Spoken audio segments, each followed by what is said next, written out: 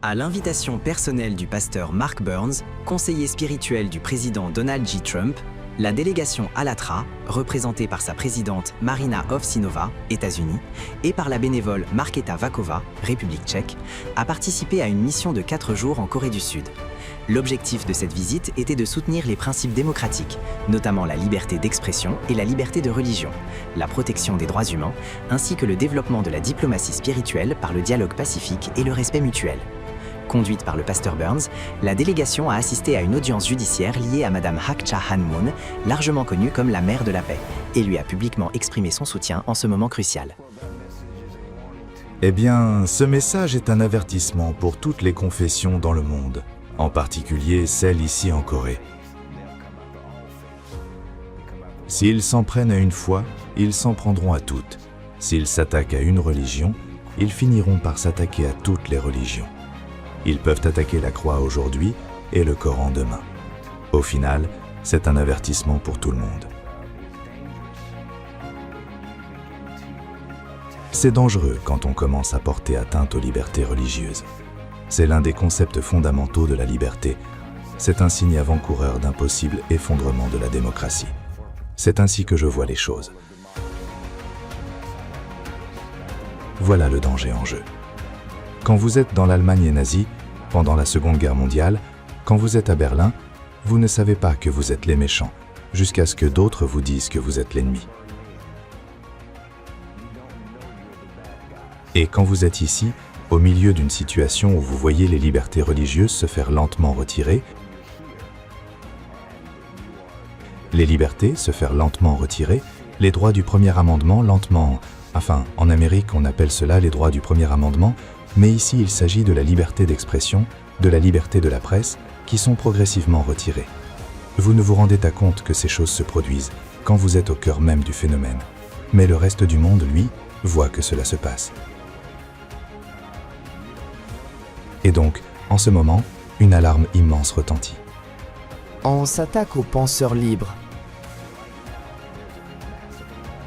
On s'attaque à ceux qui ont la capacité de penser en dehors des cadres.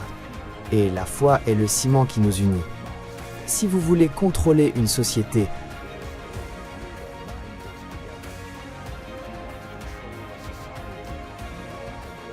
vous vous en prenez à ces esprits capables de penser en dehors de la norme, de ce que la plupart des gens peuvent croire. Ainsi, s'en prendre au docteur Han à Moon est à nouveau un symbole, un signe avant-coureur de ce qui pourrait arriver.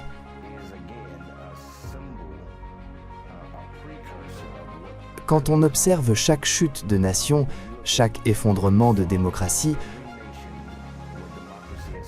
on voit, que ce soit en Russie, en Chine, même en Iran, que les responsables religieux sont parmi les premiers à être attaqués, parmi les premiers à être réduits au silence. Et c'est là le danger. Et le message envoyé au monde entier à travers la persécution de Moon, du docteur Han, mais aussi du révérend Son et des autres dirigeants qui sont attaqués. Et pas seulement les dirigeants religieux. Même des dirigeants politiques sont attaqués. Pour moi, encore une fois, c'est un signe clair, un danger et un avertissement. Nous sommes ici pour agir dans le cadre de la diplomatie spirituelle. Nous ne sommes pas ici pour attaquer le gouvernement, nous ne sommes pas ici pour attaquer des dirigeants en Corée. Mais nous sommes ici pour faire ce que les traités ne peuvent pas faire. Nous sommes ici pour communiquer dans une langue que les armes ne peuvent pas parler. Nous apportons la sagesse, pas les armes, et nous parlons au cœur du sujet. Comme je l'ai dit, Mère Han est la diplomate spirituelle par excellence, notamment lorsqu'il s'agit de l'unification de cette nation. Je pense que très peu de dirigeants spirituels ont un lien aussi fort, aussi direct avec Kim Jong-un, capable d'adoucir son cœur et d'unifier, de réunifier ces deux grandes nations. La diplomatie spirituelle nous mène partout dans le monde. et nous permet d'entrer dans des lieux où les politiques et la politique politicienne ne peuvent pas entrer. Les leaders spirituels le peuvent, et je crois que c'est précisément ce qui se passe en ce moment. J'ai pu rencontrer plusieurs de vos responsables politiques ici en Corée. Nous ne donnerons pas de nom. Mais je peux les rencontrer en tant que diplomate spirituel. C'est pareil en Ukraine, pareil en Inde, pareil en République démocratique du Congo, en Eswatini, dans des nations partout dans le monde. Je peux rencontrer des premiers ministres, des présidents, des rois, au nom de la diplomatie spirituelle. Et cela se passe ici même, en Corée. Donc mon message au peuple coréen, mettez Dieu en premier. Rendez à Dieu sa place en Corée. Et revenez à l'époque où vous honoriez Dieu dans chaque aspect de cette grande nation. Le pasteur Burns a également rencontré personnellement Madame Moon au centre de détention où elle est actuellement retenue.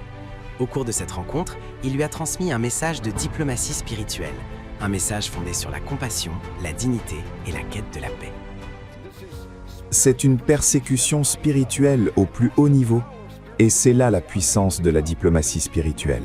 Je peux venir, le révérend Greg Locke peut venir, sous la bannière de la diplomatie spirituelle, parcourir le monde. Il quitte ici et se rend à Taïwan au nom de la diplomatie spirituelle, pour parler au roi du monde, parler aux dirigeants du monde et réintroduire cette boussole morale qui nous a échappé partout dans le monde. Nous avons besoin de la diplomatie spirituelle pour dépasser les frontières, dépasser les politiques, dépasser les traités.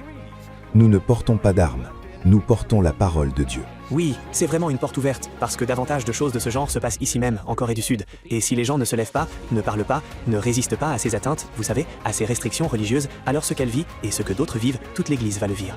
Vous savez, la Covid nous a tant appris. Absolument. Même aux États-Unis d'Amérique, ils s'en prennent à nos droits. Oui.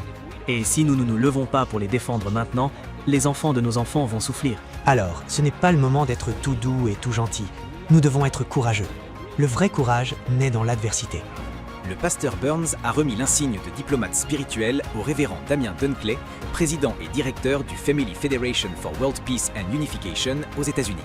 Tout d'abord, je suis profondément béni et honoré de pouvoir épingler mon cher frère, le révérend Damien Dunkley, qui incarne parfaitement ce que nous appelons un diplomate spirituel. Il œuvre dans la diplomatie spirituelle à travers le monde en tant que leader spirituel qui comprend que l'autorité qui vous a été donnée, qui a été investie en vous, sert à servir les gens et non à dominer les gens. Vous servez, monsieur, et cela me donne l'honneur et le privilège de vous conférer l'insigne de diplomate spirituel des États-Unis d'Amérique. C'est un symbole signifiant que, où que vous alliez, vous parlerez au roi du monde, vous parlerez au président du monde, aux ambassadeurs, aux premiers ministres du monde, en apportant la paix, en portant la sagesse de Dieu et non des armes, en allant au-delà des traités, au-delà des politiques, au-delà de la politique, et en portant le cœur de l'amour des gens. Et ainsi, au nom du Père, du Fils et du Saint-Esprit, je vous confère, mon cher frère, révérend Dunkley, docteur Dunkley, la pleine qualité de diplomate spirituel afin de porter l'Évangile au royaume du monde.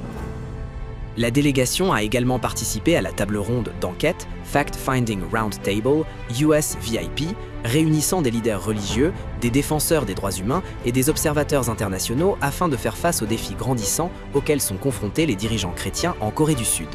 Plus tard, la délégation a visité le temple de l'Église de l'Unification où le pasteur Burns s'est adressé aux personnes présentes.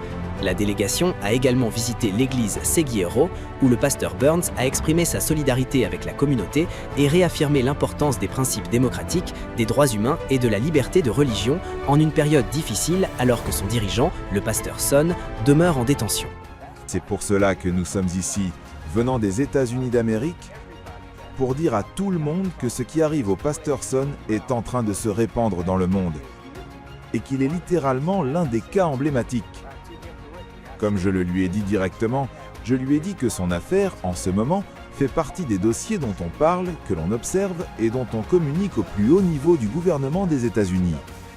C'est dire à quel point le pasteur Son est important pour le monde et à quel point ce qui se passe est une injustice. mais il utilise cela comme une opportunité.